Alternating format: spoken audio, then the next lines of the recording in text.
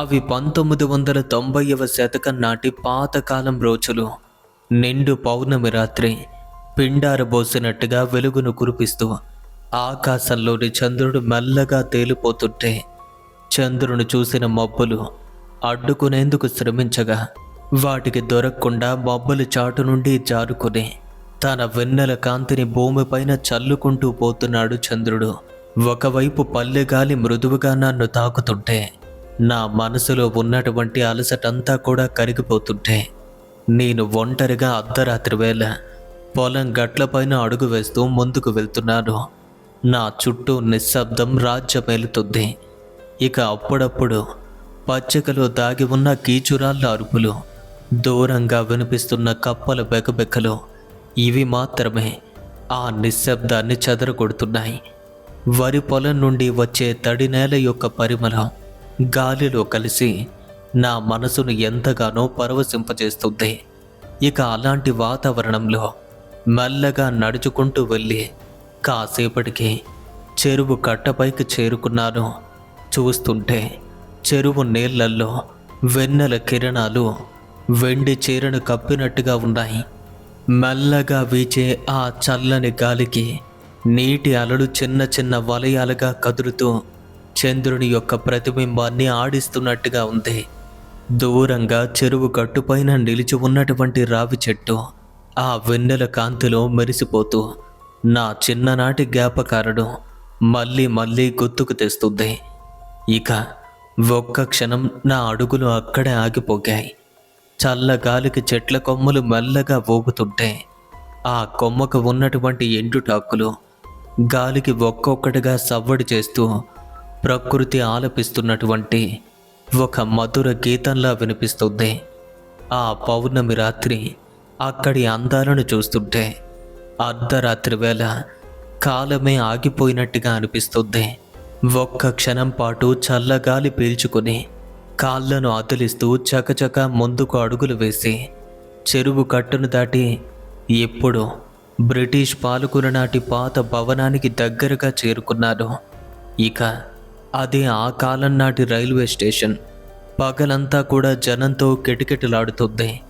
కానీ చీకటి పడితే మాత్రం నిర్మానుష్యంగా మారిపోతుంది. ఇక రాత్రి వేళల్లో కూడా ట్రైన్స్ అయితే అప్పుడప్పుడు వస్తుంటాయి, కానీ ప్రయాణికులు మాత్రం ఎవ్వరూ ఆ సమయంలో ఎక్కే సాహసం చెయ్యరు. ఇక అందుకే ఆ స్టేషన్ రాత్రి వేళల్లో పూర్తిగా నిర్మానుష్యంగా ఉంటుంది. ఇక అలాంటి రైల్వే స్టేషన్ దాటి వెళ్తే ఆ గ్రామానికి చేరుకోవచ్చు. అందుకే నేను ఆ స్టేషన్కి దగ్గరగా ఉన్నటువంటి మార్గంలోకి చేరుకొని అటువైపుగా నడిచి వెళ్ళిపోతుంటే సరిగ్గా అప్పుడే ఒక వ్యక్తి యొక్క ఏడుపు ఆ పాత భవనం నుండి నాకు వినపడింది. ఇక భవనానికి నేను వెళ్తున్న మార్గానికి 20 అడుగుల దూరం మాత్రమే ఉంది.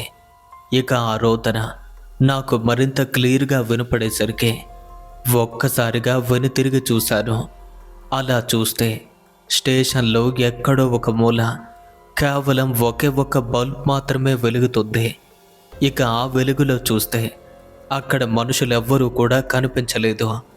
మరి ఏడుస్తుందెవరు అని అక్కడే ఆగి చూస్తుంటే అది చిన్నపిల్ల ఏడుపులా వినిపించింది.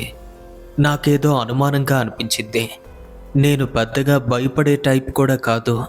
అదే కారణంతో అక్కడ నుండి స్టేషన్లో ఎవరైనా ఉన్నారా అని పిలిచాను. ఆ పిలుపు వినగానే అంతవరకు వినిపిస్తున్న ఏడుపు ఒక్కసారిగా ఆగిపోయింది. చెప్పండి, ఎవరైనా ఉన్నారా అని మళ్ళీ అడిగాను. ఈసారి కూడా సమాధానం లేదు. కానీ అక్కడ ఏదో కదులుతున్నట్టు సరసర శబ్దం మాత్రం వినపడుతుంది. ఏంటిది? ముందుగా ఏడుపైతే వినిపించింది, ఇప్పుడెవరో కదులుతున్నట్టుగా ఉంది, కానీ సమాధానం మాత్రం లేదు. ఇక ముందుకు వంగి పక్కనే ఉన్న ట్రాక్ పై నుండి 2 రాళ్ళు నా చేతుల్లోకి తీసుకుని వాటిని గట్టిగా ఒడిసిపట్టి మెల్లగా శబ్దం చేయకుండా అడుగులు వేస్తూ ఆ స్టేషన్ హాల్ దగ్గరకు చేరి వెలుగుతున్నటువంటి బల్బ్ యొక్క నీడలో చూస్తే టికెట్లు ఇచ్చే బుకింగ్ వద్ద తెల్లని చొక్కా, కాకి నిక్కర్ ధరించి ఉన్నటువంటి ఒక బాబు. అతను తన మోకాళ్ళ మధ్య తన తలనైతే పెట్టుకున్నట్టుగా కనిపిస్తున్నాడు. అంటే తన ముఖాన్ని అక్కడ దాచుకుని 2 చేతులతో కాళ్ళను చుట్టుకుని క్రింద కూర్చొని ఉన్నట్టుగా కనిపించాడు. ఇక అంతరాత్రి వేళ ఒంటరిగా అక్కడ బాబు కనపడటం చూసేసరికి ఆశ్చర్యంతో పాటు ఏదో తెలియని భయం కూడా ఏర్పడింది. నిజంగా వీడు మనిషానా లేదా ఇంకేమైనా అని ఆలోచిస్తూ ఈసారి దగ్గరగా చేరుకోవటంతో కాస్త మెల్లగానే, బాబు ఎవరయ్యా నువ్వు, ఎక్కడేం చేస్తున్నావు అని పిలిచాను. అలా నా పిలుపు వినపడిన మరుక్షణమే తన మోకాళ్ళలో ఉన్నటువంటి ముఖాన్ని ఒక్కసారిగా పైకెత్తి నా వైపు చూశాడు. అలా చూసేసరికి అప్పుడు అర్థమైంది నాకు. సుమారుగా 12 లేక 13 ఏళ్ల వయసులో ఉన్నటువంటి ఆ బాబును గమనించగా, ఎవరయ్యా నువ్వు, ఇక్కడే ఒంటరిగా కూర్చుని ఏడుస్తున్నావేంటి, ఏమైంది నీకు, ఎందుకు ఏడుస్తున్నావు అని అడిగాను. ఇక వాడు నన్ను చూసి వెంటనే భయపడి పైకి లేచాడు. తన పక్కనే ఉన్నటువంటి ఆ సంచిని తీసుకుని అటువైపుగా వెళ్ళిపోతున్నాడు. భయపడుకో, నేను నిన్నేమీ చెయ్యను. అలా వెంటనే వాడి చేతినైతే పట్టుకున్నాను. ఇక ఈ స్టేషన్ వైపుగా పొద్దుగూకితే ఎవ్వరూ రారు. మరి అలాంటిది ఒంటరిగా ఇంత రాత్రి వేళ ఎక్కడేం చేస్తున్నావు? నేను అలా అడగ్గా ఆ బాబు నన్ను గట్టిగా పట్టుకుని ఏడవటం మొదలుపెట్టాడు. అది చూసి బహుశా వాడి గురించి చెప్పడం ఇష్టం లేదేమో, అందుకే ఏడుస్తున్నాడు అని గ్రహించాను. ఇక వెంటనే వాడిని తీసుకుని గ్రామంలోకి ప్రవేశించాను. ఇక అసలు కథలోకి వెళ్తే, అది ఒకప్పుడు నేను పుట్టి పెరిగినటువంటి ఊరు, నా సొంత గ్రామం. ఇక నా విషయానికి వస్తే మేము పద్మశాలి వంశస్థులం. మా వృత్తి మగ్గం పైన దుస్తులు నేయటం. ఎప్పుడో చిన్నతనంలో మా నాన్న నన్ను కొట్టారని అలిగి మరీ వెళ్ళిపోయాను. అలా వెళ్ళినటువంటి నేను ఎన్నో ఏళ్ళ పాటు తల్లిదండ్రులు విడిచిపెట్టి నా స్వయం కృషితో నా అంతట నేనే ఎదిగి యుక్త వయసులో ఒక మంచి అమ్మాయిని కూడా పెళ్లి చేసుకున్నాను. ఇక అప్పటికి నాకు 2 సంతానం కూడా ఉన్నారు. కానీ ఎన్ని ఉన్నా సరే కన్న ఊరిని తల్లిదండ్రుల్ని విడిచిపెట్టడం వల్ల ప్రతి క్షణం అంటే అనుక్షణం కూడా నరకంగానే ఉండేది. ఇక ఈ విషయాన్ని ఒకరోజు నా భార్యతో చెప్పగా, అంతవరకు నా తల్లిదండ్రులు ఉన్నారని, నాకంటూ ఒక ఊరు ఉందని ఎప్పుడూ చెప్పనటువంటి నేను ఆ రోజు నా భార్యతో చెప్పేసరికి, మరి వాళ్ళను విడిచిపెట్టి ఉండటం ఎందుకంటే, మనం కూడా వాళ్ళతో కలిసి ఉంటే అంతా బాగుంటుంది కదా, ఈ టైంలో మనం కూడా వారికి అండగా ఉండాలి. ఇక అప్పటికప్పుడు నన్ను ఆ ఊరు నుండి మా ఊరికైతే పంపిద్ది. ఇక అలా నేను అక్కడి నుండి మా ఊరికి వస్తుండగా నాకు ఆ బాబు అయితే కనిపించాడు. ఇక వాడిని తీసుకుని వీధిలో నడుచుకుంటూ వెళ్ళి మా నాన్న వాళ్ళు ఉంటున్నటువంటి ఇంటి వద్దకు చేరుకున్నాను. ఊరంతా మారింది, కానీ అప్పటికీ ఇప్పటికీ మా ఇల్లు మాత్రం అలానే ఉంది. అది చూసి నాలో నేను ఒక్కసారిగా చలించుకుపోయాను. ఆ క్షణం వారు ఖచ్చితంగా ఇంట్లో నిద్రపోతూ ఉంటారు. నా ఇంటిని చూసిన మరుక్షణమే మనసంతా ఏదోలా అయిపోతుంది. ఎక్కడా లేని దుఃఖం. ఇక అక్కడికి వెళ్ళి ఎలా పలకరించాలో కూడా అర్థం కావటం లేదు. ఎన్నో ఏళ్ళ తరువాత నా తల్లిదండ్రుల్ని కలుసుకోబోతున్నాను అన్న ఆనందం, అలాగే బాధ ఇవి నన్ను తొందర పెడుతూ ఉంటే, మూసి ఉన్నటువంటి తలుపుల్ని మెల్లగా తడుతూ, అమ్మా నేను శివయ్యని, ఒక్కసారి తలుపు తీయండి అని పిలుస్తుంటే, 3వ పిలుపుకి నిద్రపోతున్నటువంటి మా నాన్న, ఈ సమయంలో తలుపు కొడుతుందెవరు అని నిద్రలేచి వచ్చి తలుపు తీశారు. ఇక అప్పటికీ ఇప్పటికీ నాన్న ముఖంలో చాలా తేడా కనిపిస్తుంది. ఇక నా ముఖం కూడా మారిపోయింది. అందుకే అతను నా ముఖాన్ని గుర్తుపట్టలేకపోయారు. ఇంకా నన్ను అలానే గమనిస్తూ, ఎవరు మీరు అని అడగ్గా, మనసు నుండి తన్నుకు వస్తున్న దుఃఖాన్ని ఆపుకోలేక ఒక్కసారిగా బిగ్గరగా ఏడుస్తూ అక్కడే నిలబడి ఉన్నటువంటి నాన్న కాళ్ళపైన పడిపోయాను. నేను మీ శివయ్యని అని ఏడుస్తూ ఉంటే, నేనెప్పుడో చనిపోయాను అని నా పైన ఆశలు వదులుకున్న నాన్నకు ఆ క్షణం నేను ఎదురు పడేసరికి గుండెలు బాదుకుంటూ తాను కూడా బిగ్గరగా ఏడుస్తూ నిద్రపోతున్నటువంటి అమ్మను పిలిచి మన బిడ్డ తిరిగొచ్చేశాడు అని చెప్తూ అక్కడే కుప్పకూలిపోయారు ఇద్దరూ కూడా. ఇక నేనైతే వారిని పట్టుకున్నాను. మేమంతా కూడా ఏడుస్తున్నాం. అమ్మ కూడా దగ్గరకొచ్చి నన్ను గుండెలకు హత్తుకుంది. కాసేపటికి ఒకరికి ఒకరు తోడుగా ధైర్యం చెప్పుకొని ఇక విడిచి వెళ్ళనని మీతో పాటు ఉంటాను అని చెప్తుంటే నా వెనుక కొద్ది దూరంలో ఉన్నటువంటి బాబుని చూసి ఈ పిల్లవాడెవరు అని అడిగారు. తన గురించి అంతా వివరంగా చెప్పారు. పోనీలే, మంచి పని చేశావు. ఎంత కష్టం లేకపోతే ఇంత రాత్రి వేళ అక్కడ కూర్చొని ఉంటాడు. మనతో పాటు ఈ రోజు నుండి వీడు కూడా ఇక్కడే ఉంటాడు అని వెంటనే మమ్మల్ని ఇంట్లోకి తీసుకువెళ్ళారు. బాబు, నీ పేరేంటి అని అడగ్గా నా పేరు రాము అని చెప్పాడు. ఇక రాముతో కలిసి మేమంతా కూడా ఇంట్లో కూర్చొని ఎన్నో ఏళ్ల తర్వాత మేము కలుసుకోవటంతో ఆ రాత్రంతా కూడా నిద్రపోకుండా హాయిగా గడిపేశాను.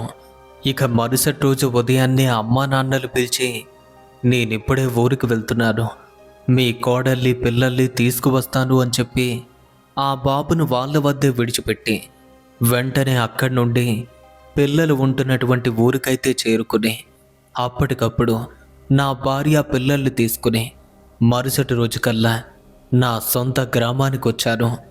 ఇక అప్పటికే ఇంటి ఆవరణలో మగ్గం తయారైంది. అయితే అంతా కలిసి శ్రమిస్తూ హాయిగా రోజులు గడుపుతున్నాం. ఇక రాము నన్ను అన్నయ్య గాను, నా భార్యను వదనగాను పిలిచేవాడు. అప్పటికి 3 సంవత్సరాలు గడిచింది. వాడికి వయసు అప్పటికే 16 ఏళ్ళైంది. అంత చిన్నతనంలో మాతో నిత్యం కలిసి ఎంతో హాయిగా పనిచేసేవాడు. ఇక కొద్ది రోజుల్లోనే పని కూడా చాలా తొందరగా నేర్చుకున్నాడు. ఇక వాడి మాటకు వస్తే మాలో ఎలా అంటే ఓ కుటుంబ సభ్యుడిగా మారిపోయాడు. ఇక మేమంతా కూడా వాడికి ఎలాంటి ఇబ్బంది రాకుండా చూసుకుంటున్నాం. ఎప్పుడూ చలాకీగా ఉండేవాడు. అనుకోకుండా ఎందుకో కొంచెం డేలా పడుతున్నట్టుగా కనిపించాడు. ఒకరోజు నేనైతే వాడిని పిలిచి అడిగాను, రాము, ఎందుకలా ఉన్నావు అని. ఏం లేదన్నా, నేను బాగానే ఉన్నాను అని చెప్పాడు. సరే అని ఊరుకున్నాను. కానీ వాడిలో అయితే ఏ మార్పు లేదు. ప్రతిరోజు కూడా ఏదో ఒకటి ఆలోచిస్తున్నట్టు అలానే కనిపించాడు. మళ్ళీ ఇంకోసారి అడిగాను. అప్పుడు కూడా బాగానే ఉన్నాను అని చెప్తున్నాడు. ఇలా మరికొన్ని రోజులు గడిచేసరికి మేమంతా కూడా ఆ రోజు రాత్రి పడుకున్నాం. సరిగ్గా అర్ధరాత్రి వేళ ప్రత్యేకంగా వాడి కోసం కేటాయించిన గదిలో నుంచి వాడు ఏడుస్తున్నట్టుగా శబ్దం వినిపించింది. ఇక వేరే గదిలో నిద్రపోతున్న నేను నెమ్మదిగా లేచి అసలు అక్కడ ఏం జరుగుతుందో చూద్దామని సడి చేయకుండా మెల్లగా అడుగులు వేస్తూ గదికి దగ్గరగా చేరుకుని మూసి ఉన్నటువంటి తలుపులకు దగ్గరగా నా చెవులు పెట్టి వింటుంటే నిజంగానే వాడు ఏడుస్తున్నట్టుగా వినపడింది. ఏదో జరుగుతుంది. వాడలా బాధపడుతూ ఉంటే నేను చూడలేకపోయాను. ఇక అప్పటికప్పుడు తలుపులు కొట్టి తలుపు తెరవరా అని చెప్పగా మెలకుగా ఉన్నటువంటి వాడు వెంటనే వచ్చి తలుపులైతే తెరిచాడు. చూస్తే వాడి కళ్ళ నుండి కన్నీళ్లు కనిపిస్తున్నాయి. ఏమైందిరా నీకు? ఎందుకలా ఏడుస్తున్నావు? చాలా రోజుల నుండి చూస్తున్నాను, కానీ ఏమైందో చెప్పటం లేదు. ఈరోజు నిజం చెప్పావా సరే, లేదంటే నేను ఊరుకోను అనేసరికి ఇక ఒక్కసారిగా గట్టిగా ఏడుస్తూ నన్ను పట్టేశాడు. నేను వాడిని ఓదారుస్తూనే, ఏం జరిగిందో నాతో చెప్పురా, ఇంట్లో వాళ్ళు నిన్ను ఏమైనా అన్నారా అని అడగ్గా, లేదు, ఇంట్లో వాళ్ళంతా కూడా నన్ను కన్న బిడ్డలా చూసుకుంటున్నారండా అని చెప్తున్నాడు. మరి నీకు ఏమైంది? ఇక్కడ ఉండటం ఇష్టం లేదా అని అడిగారు. ఆ మాటకు మీలాంటి వారు దొరకడం నా అదృష్టం. మరి అలాంటిది నాకిక్కడ ఇష్టం లేకపోవటం ఏంటి? విషయం ఏంటంటే మా నాన్న చూడాలి అనిపిస్తుంది అని ఏడుస్తూ చెప్పాడు. ఆ మాట వినగానే ఒక్కసారిగా నాకు చాలా బాధేసింది. మీ నాన్నగారు బ్రతికే ఉన్నారా మరి? ఈ విషయం ఎన్నాళ్ళు నాతో చెప్పలేదేంట్రా? ఈ విషయం నాకు తెలిస్తే ఎప్పుడూ పంపించేవాడిని కదా. ఇక తన తండ్రి గురించి అడగ్గా అన్నీ వివరంగా చెప్పి చిన్నప్పుడు నేను ఎలా అయితే ఇంటి నుండి వెళ్ళిపోయానో వాడు కూడా అలాగే బయటకొచ్చాడు. కానీ దానికి కారణం వాళ్ళ నాన్న పెళ్లి చేసుకున్న రెండో భార్య. అంటే వాళ్ళ తల్లిదండ్రులకు తాను ఒక్కడే సంతానం. ఇక రాము వాళ్ళ అమ్మ గర్భంతో ఉండగా పురిటి నొప్పులతో బాధపడుతూ అలానే చనిపోయింది. ఇక అప్పటి నుండి రాము అలాగే వాళ్ళ నాన్న ఇద్దరూ కలిసి జీవిస్తున్నారు. ఇక రాము వాళ్ళ నాన్నమ్మ నీకోసం కాకపోయినా వాడి కోసమైనా పెళ్లి చేసుకోమని చెప్పింది.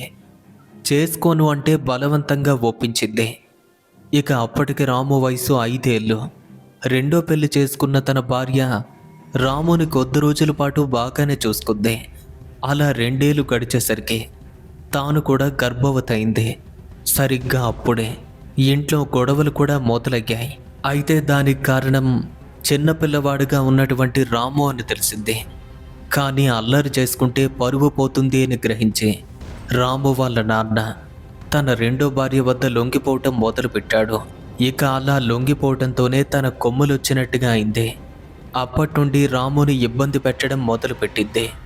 ప్రతిరోజు కూడా వాడిని తిడుతూ తాను చేయాల్సినటువంటి పనులు కూడా వాడి చేతనే చేయిస్తూ నరకమంటే ఏంటో చూపించేది. కానీ తల్లితో గొడవపడిన ప్రతిసారి కూడా తండ్రి సరిగ్గా పట్టించుకునేవాడే కాదు. ఇక ప్రతిసారి తన కొడుకు ఆ విధంగా తనతో ఫిర్యాదు చేయటం రాము తండ్రికి కూడా నచ్చలేదు. ఇక ఎన్ని గొడవలు పడుతున్నప్పటికీ రాము మాత్రం తన తండ్రిని విడిచిపెట్టలేక ఎన్నో బాధలు పడుతూ సరిగ్గా 13 ఏళ్ల వయసు వరకు అక్కడే గడిపాడు. చివరికి వారిద్దరూ కూడా తనని ఇబ్బంది పెట్టడం మొదలుపెట్టారు. అదెలా అంటే వాళ్ళ నాన్న కొన్నాళ్ళకు పూర్తిగా మారిపోయాడు. ఒకరోజు ఇద్దరూ పెట్టే ఆ నరకాన్ని భరించలేక ఉదయాన్నే కట్టుబట్టలతో ఇంటి నుండి బయటకొచ్చాడు. అలా ఇంటి నుండి బయటపడ్డ రాము నా కంట పట్టాం. తరువాత తన తల్లిదండ్రులు ఉన్నారు అన్న విషయం నాతో చెప్పకపోవటంతో ఇంతవరకు విషయం వచ్చింది. 3 ఏళ్ల తరువాత అంటే ఇప్పుడు చెప్పాడు.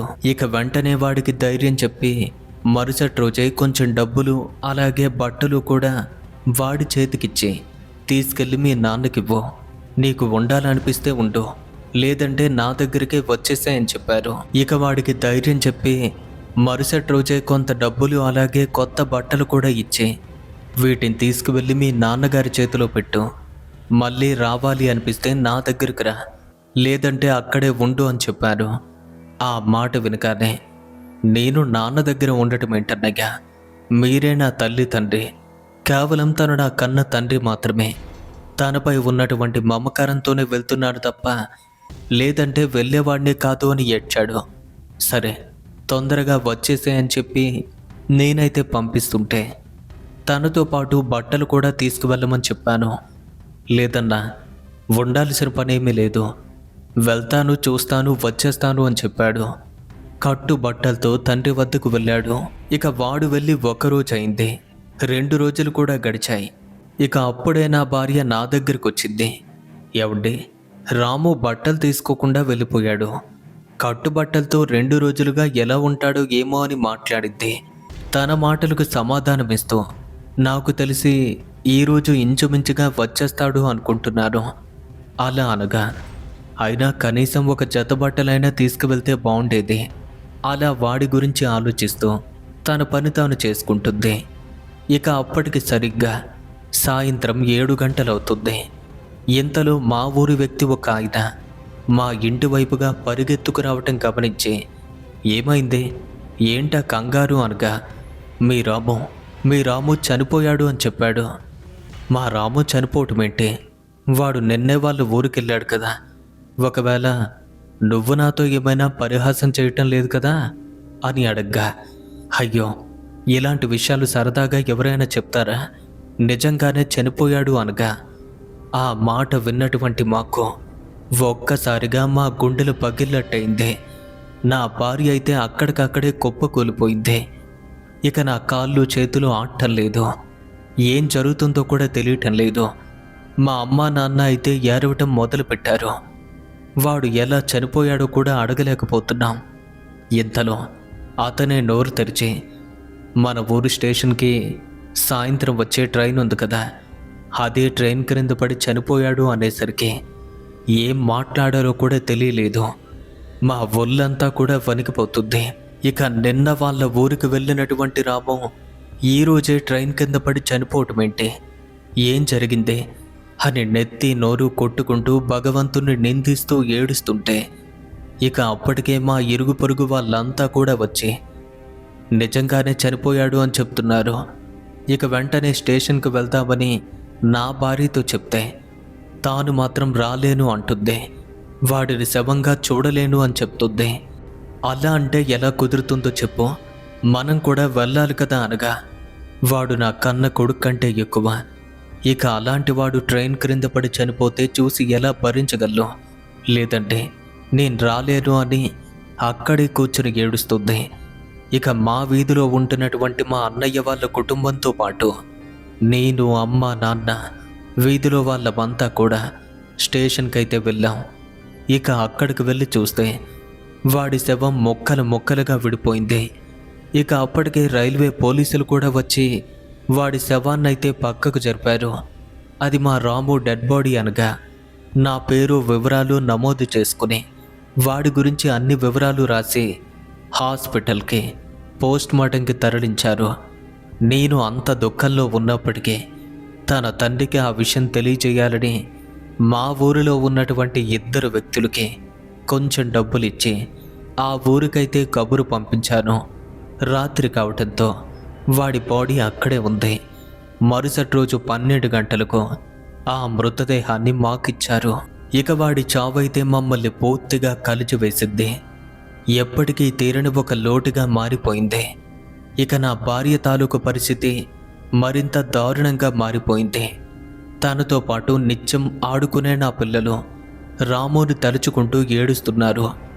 బాబా ఎక్కడా అని అడుగుతున్నారు. కానీ నేనే నా భార్యకు ధైర్యం చెప్పి చివరిసారిగా వాడి ముఖాన్ని చూడమని చెప్పాను. చూడలేను అంతే. కానీ ఆఖరి చూపు కదా అని చెప్పగా దగ్గర ఉండి తీసుకువెళ్ళగా పూర్తిగా ఛిద్రమై ఉన్నటువంటి వాడి ముఖాన్ని చూసి అక్కడికక్కడే స్పృహ కోల్పోయింది. ఇక మాతో పాటు ఊరిలో వాళ్ళు కూడా బాధపడుతున్నారు. అంత చిన్న వయసులో ఇలా చనిపోవటానికి కారణమేంటో ఎవ్వరికీ తెలీదు. మేమంతా ఇలానే బాధపడుతుంటే ఇంకో 2 గంటల తరువాత వాళ్ళ నాన్న కబురు చెప్పడం కోసం వెళ్ళినటువంటి 2 వ్యక్తులు వచ్చి వాళ్ళ నాన్న రాను అని చెప్పమన్నాడు. అయినా తాను కన్న తండ్రిలా అనిపించడం లేదు, ఏదో పరాయివాడిలా మాట్లాడుతున్నాడు. ఈ విషయం తెలిసినప్పటికీ ఏమీ పట్టనట్టుగా ఉన్నాడు. వాడసలు నా కొడుకే కాదు, నాకు పిల్లలు వీళ్ళే అని 2వ భార్య పిల్లలు చూపిస్తున్నాడు. ఇక అలాగే రాము వాళ్ళ ఇంటికి వెళ్ళేటప్పుడు డబ్బులు కూడా తీసుకువెళ్ళాడట. వాటిని లాక్కొని తల్లి తండ్రి 2 కూడా ఘోరంగా అవమానించి మరీ పంపారు. ఇక ఈ విషయం కూడా ఇరుగు పొరుగు వాళ్ళ ద్వారా మాకైతే తెలిసింది అనగా ఇక అప్పుడు మాకు అసలు విషయం అర్థమైంది. వాడి మరణానికి కూడా ప్రత్యక్షమైన కారణం వారి అని. సరే, తను నా బిడ్డలాంటి వాడు, నేనే అంత్యక్రియలు చేస్తాను అని ఘనంగా ఎటువంటి లోటు లేకుండా నా సొంత బిడ్డలా వాడికి నేను అంత్యక్రియలు చేశాను. ఇక ఆ రోజుతో వాడి జీవితం ముగిసిద్ది. కానీ మా బాధ మాత్రం వర్ణనాతీతం. అమ్మ, నాన్న, నా భార్య, పిల్లలు అంతా వాడి గురించే ఏడుపు. నాకు కూడా ఏడవాలనుంది. కానీ వారిని ఓదార్చడానికి నేను కూడా ఉండాలి కదా. అందుకే ఎంత దుఃఖమున్నా సరే మనసులో దిగమింగుకుని వారికి ధైర్యం చెప్తున్నాను. రాము క్యాస్ట్ ఏంటో కూడా నాకు తెలీదు. నా బిడ్డ లాంటి వాడు కనుక మా సాంప్రదాయంలో 3వ రోజు 5వ రోజు కర్మలు చేసి ఇక మిగిలింది పెద్ద కర్మ. ఆ రోజు కూడా రానే వచ్చింది. ఘనంగా దాన్ని కూడా నిర్వహించాను. ఇక వాడి గురించి మర్చిపోవాలి అనుకున్నాం, కానీ అప్పుడే అసలైన కథ మొదలైంది. వాడు చనిపోయి సరిగ్గా 21వ రోజు. అప్పటికి మధ్యాహ్నం 12:30 కావస్తుంది. ఆ తరువాత నేను, అమ్మ, నాన్న పనిలో ఉన్నాం. మా పిల్లలైతే స్కూల్కి వెళ్ళిపోయారు. మరి కాసేపట్లో మధ్యాహ్న భోజనానికి లేద్దాము అనుకుంటున్న సమయానికి నా భార్య తులసి ఒంటరిగా వంటగదిలో వంట చేస్తుంది. ఇంతలో బ్రతికున్నప్పుడు రాము కోసం కేటాయించినటువంటి ఆ గదిలో నుంచి ఏవో గదిలో సర్ది పెట్టుకుంటున్న శబ్దమైతే వచ్చింది. ఇక ఆ శబ్దాన్ని గమనించినటువంటి తులసి ఇంట్లోకి వచ్చింది నేనే అనుకుంది. కానీ ఇంకా ఆ శబ్దం మాత్రం మరింత ఎక్కువగా వినిపిస్తుంది. వీరెంతసేపు గదిలో ఏం చేస్తున్నారు అని వంటగదిలో ఉండగానే, ఏమంటే మాట మంతే లేకుండా గదిలో ఏం సర్దుతున్నారు అని గది వైపుగా వస్తుంది. అలా తాను గదికి దగ్గరగా వచ్చే వరకు ఆ శబ్దం అలానే వినిపిస్తుంది. కానీ దగ్గరకు చేరుకునేసరికి అంతవరకు వినిపిస్తున్న శబ్దాలన్నీ ఒక్కసారిగా ఆగిపోయాయి. ఇక తాను వెంటనే గదిలోకి వెళ్ళి అవి సర్ది పెడుతుంది నేనే అనుకుని నా కోసం వెతికి చూస్తే నేను అసలు ఆ గదిలోనే కనిపించలేదు.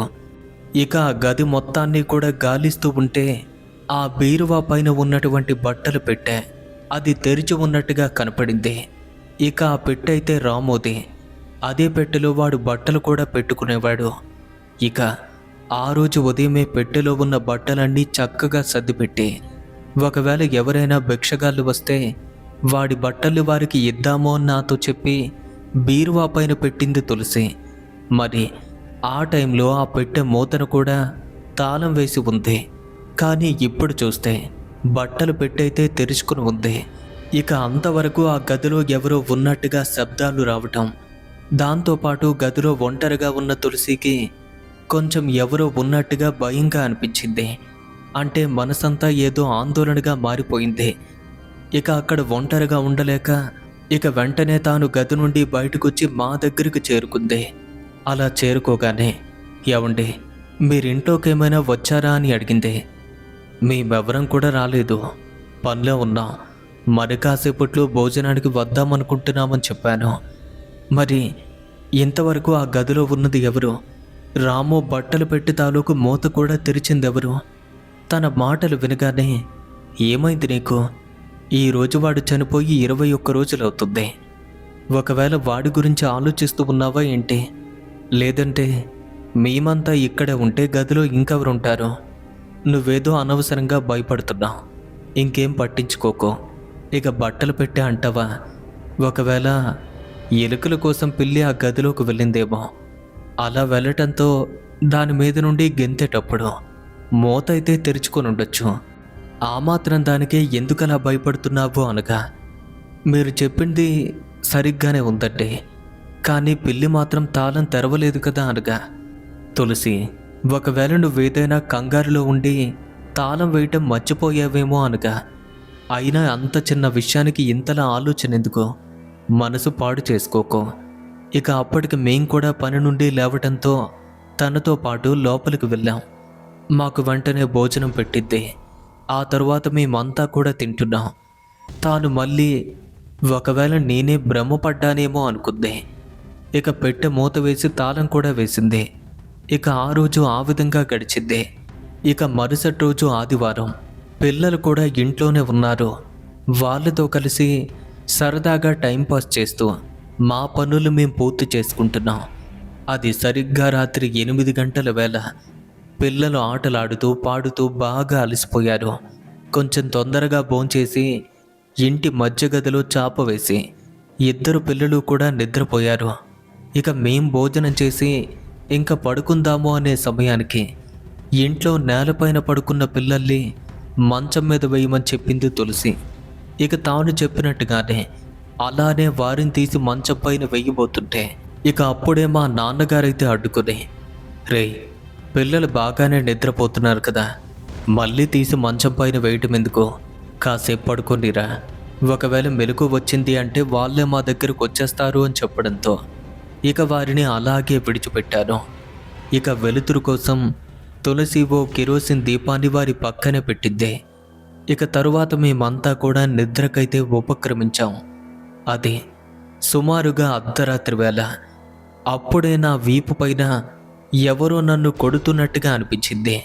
కానీ అప్పటికి నేను బాగా నిద్రమైకంలో ఉండటంతో అదెవరూ గమనించలేకపోయాను. ఇంతలో వారి స్వరం కూడా వినిపించడం మొదలైంది. అది ఎలా ఉంది అంటే రాము గొంతులానే ఉంది. అవును, వాడే నన్ను పిలుస్తున్నాడు. నా వీపు కొడుతూ, అన్నగా త్వరగా లే, వెలుతురు కోసం పెట్టినటువంటి కిరోసిన్ దీపం పక్కన పడిపోయింది. అలా దీపం క్రింద పట్టడంతో కిరోసిన్ అంతా కూడా చాప మీదకు వెళ్ళిపోతుంది. పిల్లలు పడుకున్నారన్నయ్య, చాపకు మంటలు కూడా అంటుకుపోతున్నాయి. లే అన్నయ్య, లే, త్వరగా లేచి పిల్లల్ని కాపాడమని వాడు గట్టిగా అరుస్తూ నా వీపుని ఒకటే కొడుతున్నాడు. జరుగుతుందంతా కూడా కల అని అనుకుంటున్నాను. అయితే వాడు మాత్రం మరింత గట్టిగా నా వీపును కొడుతూ, త్వరగా లే అన్నా, లే, చాపకు నిప్పంటుకుంటుంది, పిల్లలకి ఏదైనా జరుగుతుంది, త్వరగా వెళ్ళి వారిని కాపాడు అని మరింత గట్టిగా చెప్తున్నాడు.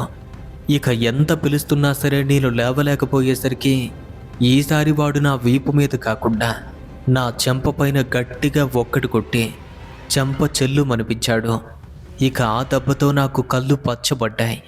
అలా దెబ్బ తగలటంతో గట్టిగా అరుస్తూ ఒక్కసారిగా మేల్కొన్నాను. ఇక నేను అరిచేసరికి పక్కనే ఉన్న నా భార్య కూడా లేచింది. ఏమైందండి, ఎందుకలా అరిచారు అనగా, ఏం చెప్పను, ఏం లేదు, రాము వచ్చి నిద్రలేపినట్టయిందే. చాప అంటున్నాడు, కిరోసిన్ అంటున్నాడు, కాలిపోతుంది అంటున్నాడు. ఈ విషయం వాడి చెప్పాడు అనేసరికి ఇక అప్పుడే మధ్య గది నుంచి ఇద్దరు పిల్లలు కూడా గట్టిగా అరవటం మొదలుపెట్టారు. వారి అరుపులు వినగానే హుటాహుటిన నేను తులసి ఇద్దరం కూడా పరిగెత్తాం. ఇక అప్పటికే అమ్మా నాన్న ఇద్దరూ మాతో పాటు అక్కడికొచ్చారు. ఇక అక్కడికి వెళ్ళి చూస్తే చాపను పట్టుకున్నటువంటి పాప కాళ్ళు మొత్తం కూడా కాలిపోతుంది. దాన్ని చూడగానే భయపడి పిల్లలిద్దరినీ కూడా పక్కకు తీసాం. మంటల్లో కాలుతున్నటువంటి ఆ చాపని వెంటనే బయటపడేశాం. ఇక అప్పటికే పాప కుడికాలైతే బాగా కాలిపోయింది, గాయమైంది, తాను ఏడుస్తుంది. ఇక మా వాళ్ళంతా కూడా పాపకైతే ధైర్యం చెప్తున్నారు.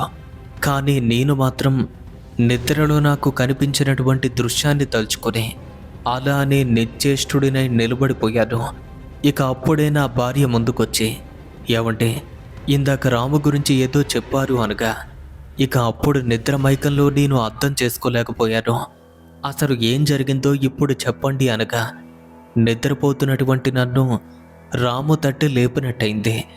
కిరోసిన్ దీపం క్రింద పడింది, పిల్లలకు ప్రమాదం అని చెప్పాడు, వెళ్ళి కాపాడమని కొట్టాడు అనగా, నేను చెప్పిన మాటలు విని నా భార్యతో పాటు నా అమ్మ నాన్నలు కూడా నివ్వెరపోగారు. ఇక నేను ఒక్కసారిగా అలాంటి దృశ్యాన్ని చూడటంతో ఆశ్చర్యంతో అలానే ఉండిపోయాను. ఎందుకంటే వారికి జరిగిందేదీ తెలియదు, కానీ నాకు మాత్రం చనిపోయిన రాము కనపడి మరీ చెప్పాడు. ఇక నా నోట మాటలైతే రావటం లేదు. అంతవరకు అదే ఆలోచనలో ఉన్నటువంటి నేను ఇక అంతవరకు నా బిడ్డ బాధను కూడా గమనించలేకపోయాను. ఇంకా ఏడుస్తున్నటువంటి నా బిడ్డను తీసుకుని ఓదారుస్తూ ఇంట్లో చేయవలసినటువంటి ప్రథమ చికిత్సలన్నీ చేసి దాని యొక్క నొప్పి తగ్గించాలి అని చూస్తున్నాం. ఇక తెల్లవారే వరకు ఏదో ఒక విధంగా కష్టంతో గడిపి ఉదయాన్నే మా ఊరిలో ఉంటున్నటువంటి వైద్యున్నైతే కలిసాం. వారు ఇచ్చినటువంటి చీటీ తీసుకుని టౌన్కి వెళ్ళి మందులు కూడా కొనుక్కొచ్చాను. వారిచ్చినటువంటి చీటీ తీసుకుని టౌన్కి వెళ్ళి మందులు కూడా కొనుక్కొచ్చాను. ఇక అప్పట్లో కాలిన పొల్ల కోసం బర్నాల్ ఆయింట్మెంట్ అనేది ఎక్కువగా ఇచ్చేవారు. ఇక అదే ఆయింట్మెంట్ తీసుకుని వచ్చాను. కాళ్ళు బాగా కారటంతో అరిటాకుల పైన పాప కాలుని పెట్టి 3 పూటలా కూడా క్లీన్ చేసి ఆయింట్మెంట్ పూస్తున్నాను. ఇలా ఒక వారం రోజులు గడిచేసరికి కాలిన పుండు కాస్త తగ్గినట్టయింది. అయితే పాప ధ్యాసలో పడి ఆ రోజు నిద్రలో కనిపించిన దృశ్యం గురించి పెద్దగా పట్టించుకోలేదు. ఇక సరిగ్గా అప్పటికే అది జరిగి 8 రోజులైతే దాటింది. బాబు కూడా స్కూల్కి వెళ్ళిపోయాడు. పాప మాత్రం ఇంట్లోనే ఉంటుంది. ఇక తులసి వంటగదిలో మా కోసం వంట చేస్తుంది, మేం పని చేసుకుంటున్నాం. ఇంతలో మా నాన్నగారు ఇంట్లో ఉన్నటువంటి నూలు తీసుకురావటం కోసం లోపలికి వెళ్ళారు. నా భార్య ఉన్నటువంటి చివరి గదిలో, అంటే ఆ గదికి పక్కనే ఉన్నటువంటి వేరే గదిలో పాప అయితే నిద్రపోతుంది. ఇక మేము బట్టలకు వాడి ఆ నూలు ఎక్కడ ఉండేది అంటే రాము పెట్టె ఉన్నటువంటి గదిలో. సరిగ్గా ఆ గది వైపు వెళ్తూ ఉంటే ఇక అప్పటికే అక్కడ పెట్టెను తెరిచి పెట్టెలో ఉన్నటువంటి బట్టలు బయటకు తీస్తున్నట్టుగా ఓ శబ్దం వినపడింది. ఇక మా నాన్న ఆ శబ్దాన్ని వినగానే గదిలో తులసి ఉందని తనే పెట్టెను తెరిచింది అనుకున్నారు. ఇక వారు కూడా అదే గదిలోకి వెళ్ళి నూలు తీసుకువద్దాము అనేసరికి ఎవరో ఒక అబ్బాయి అటువైపుగా తిరిగి బీరువా పైన కూర్చొని బట్టలు మడత పెడుతున్నట్టుగా కనిపించాడు. ఇక తనని చూడగానే, ఎవరెతనో మా ఇంట్లోకి వచ్చి బీరువా పైన బట్టలు సర్దుతున్నాడు, అబ్బాయి ఎవరమ్మా నువ్వు అని పిలవటంతోనే ఆ బాబు వెనక్కి తిరిగి చూసేసరికి అక్కడ కూర్చున్నది రాము అని గ్రహించిన మా నాన్న భయపడకుండా అక్కడే నిల్చుని చూస్తూ, రాము నువ్వు చనిపోయావు కదా, మళ్ళీ ఎందుకు వచ్చావో అని అడగ్గా 2 చేతులు జోడించి ఈ విషయం ఎవరితోనూ చెప్పొద్దు అన్నట్టుగా దీనంగా ముఖం పెట్టేసరికి ఆ దృశ్యాన్ని చూస్తున్న మా నాన్నకి ఒళ్ళంతా ముచ్చెమటలు పట్టాయి. ఇక భయపడి వెంటనే గది నుండి బయటకు వచ్చేశారు. మళ్ళీ ఆ గదిలోకి వెళ్లేందుకు భయపడి వంట వండుతున్నటువంటి తులసిని పిలిచి, అమ్మా నూలు ఎక్కడ పెట్టావో అని అడిగారు. ఇప్పుడే వస్తాను అని తులసి నాన్న దగ్గరికి వచ్చింది. తనకి ఆ విషయం తెలియదు కనుక నేరుగా గదిలోకి వెళ్ళి ఒక మూల ఉన్నటువంటి నూలు తీసి ఇచ్చింది. అయితే ఆ క్షణం తనకి మాత్రం రాము కనిపించలేదు. ఇక వెంటనే నాన్న మా దగ్గరకు వచ్చారు. ఆ విషయం మాతో చెప్పాలి అనుకున్నారు, కానీ చెప్తే భయపడతామో అని చెప్పలేదు. కానీ చనిపోయిన వ్యక్తి ఇలా కనపడటం మంచిది కాదు. మంచి జరిగిన నాళ్ళు బాగానే ఉంటుంది, ఏదైనా జరిగితే మా పరిస్థితి ఏంటి, ఏదో ఒకటి చెయ్యాలి అని ఆలోచిస్తుంటే సరిగ్గా ఆ మరుసటి రోజు మేమంతా నిద్రపోతున్న వేళ సరిగ్గా అర్ధరాత్రి కాలిన పుండుతో బాధపడుతున్న పాప నా భార్య పక్కనే పడుకున్నటువంటి తను ఇంకా విసరమని చెప్తుంది. తాను అలా మాట్లాడడం మా అందరికీ వినిపిస్తుంది. కానీ నేను విసనకర్రతో విసురుతున్నాను అని నా భార్య అనుకుంది, తాను విసురుతోంది అని నేను అనుకున్నాను. ఇలా మాలో ఎవరో ఉన్నారు అని మేమంతా కూడా అనుకున్నాం. ఇక పాప మాత్రం హాయిగా ఉండటంతో ఇంకా విసనకర్రతో విసరమని చెప్తున్నట్టుగా మాటలైతే వినిపిస్తున్నాయి. ఇక అప్పటికి మేమంతా కూడా నిద్రమైకల్లో ఉన్నాం. అలా చాలాసేపటి నుండి పాప మాటలు వినిపిస్తూ ఉంటే అనుకోకుండా నా భార్యకైతే మెలకువ వచ్చింది. అలా మెలకువ రావటంతోనే పాప చాలాసేపటి నుండి ఎవరితోనో మాట్లాడుతుంది. ఎవరే ఉంటారని కళ్ళు తెరిచి చూస్తే మా పాప కాళ్ళ వద్ద కూర్చుని రాము యొక్క రూపం గాలి విసురుతున్నట్టుగా కనిపించింది. అంటే విసనకర్ర పట్టుకుని విసురుతున్నట్టు. ఇక ఆ దృశ్యాన్ని చూడగానే 2 కళ్ళు మూసుకుని గట్టిగా అరిచింది. ఆ దెబ్బతో మేమంతా కూడా మేల్కొన్నాం. తన దగ్గరికి వెళ్ళి ఏం జరిగిందని అడగ్గా ఇంకా భయంతో కళ్ళు మూసుకున్న తులసి అక్కడ రాము పాపకు విసనగర్రతో గాలి విసురుతున్నట్టుగా కనిపించాడు. ఆ మాట వినేసరికి అప్పటికే పాప కూడా మెలకువగా ఉండటంతో నిజంగానే రాము వచ్చాడా అని అడిగారు. అవును నాన్న, రాము బాబాయ్ వచ్చారు. నా దగ్గర చాలాసేపటి నుండి కూర్చున్నారు, విసురుతున్నాడు, ఇక్కడే కూర్చున్నాడు. అంతేకాదు బీరువాలో ఉన్న ఆయింట్మెంట్ కూడా తీసుకొచ్చి ఈ పుండు పైన రాశాడు అని తన కాలిన పుండునైతే చూపించగా అక్కడ ఆయింట్మెంట్ కూడా పూసినట్టు కనపడింది. దాన్ని చూడగానే షాక్ అయ్యాం. ఇక అప్పటికే మాకు అర్థమైంది, వాడు చనిపోయినప్పటికీ వాడి ఆత్మ మాత్రం ఇంకా మాతోనే ఉంటుందని. ఇక అప్పుడే నాన్న కూడా తనకు వాడు కనిపించిన విషయాన్ని కూడా చెప్పేసరికి మా నమ్మకం నిజమైంది. వాడు మాకు ఏ అన్యాయం కూడా చెయ్యలేదు, మాతో కలిసి ఉంటూ ఆపదలో ఆదుకోవాలి అనుకున్నాడు. ఇక ఆ టైంలో ఏం చెయ్యాలో కూడా తెలియదు. కానీ ఒక ఆత్మ మాతో ఉండటం మంచిది కాదని మా నాన్నగారు చెప్పడంతో మరుసటి రోజే ఒక పూజారిని కలిశాం. ఇక అతను జరుగుతున్న పరిణామాలన్నింటినీ కూడా విన్నాక తన జ్ఞాపకాలు ఇంకా ఇంట్లో చాలా వరకు ఉన్నాయి, వాటిని దూరం చేస్తే ఆత్మ కూడా వెళ్ళిపోతుంది అని చెప్పారు. తన జ్ఞాపకాలుగా మిగిలి ఉన్నటువంటి బట్టల పెట్టెతో సహా తాను నిద్రపోయే సమయంలో పడుకునే మంచంతో పాటు పరుచుకునే వస్త్రాలు అన్నింటినీ కూడా పక్కకు తీసాం. ఇక ఇదే తను వాడే వస్తువులు అని చెప్పగా పూజారి గారు చెప్పినట్టుగా వాటన్నింటినీ నేను అలాగే మా నాన్న ఊరి చివర ఉన్నటువంటి చెరువు వద్దకు తీసుకువెళ్ళి రాము ఆత్మను తరుచుకొని వాటిని నీటిలో విడిచిపెట్టేశాం. అంతే, మేము చేసినటువంటి పరిహారం అదొక్కటే, ఇంకేమీ చెయ్యలేదు. కానీ ఏదో అద్భుతం జరిగినట్టు ఆ రోజు నుండి మాలో ఎవ్వరికీ వాడు కనిపించలేదు. ఇక అప్పటి నుండి వాడి జ్ఞాపకాలతో ఎన్నో రోజులైతే గడిపాం. మళ్ళీ ఒకసారి వాడిని చూడాలి అన్న కోరికైతే మాలో కలిగింది. కానీ వాటిని దూరం చేయటంతో వాడి ఆత్మ మాకింకెప్పుడూ కనిపించలేదు. ఇదంతా కూడా జరిగిపోయిన తర్వాత ఒకసారి వాడిని మనసారా ఎందుకో చూడాలి అనిపించింది.